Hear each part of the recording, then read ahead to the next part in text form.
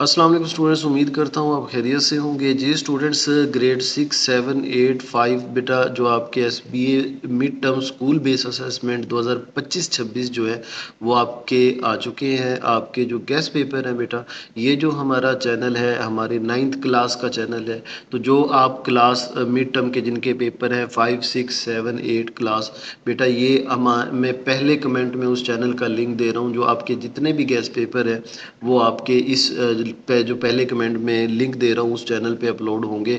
तो आपने इस चैनल को ज़रूर सब्सक्राइब करना है, जाके वहीं पे आपके गैस पेपर होंगे।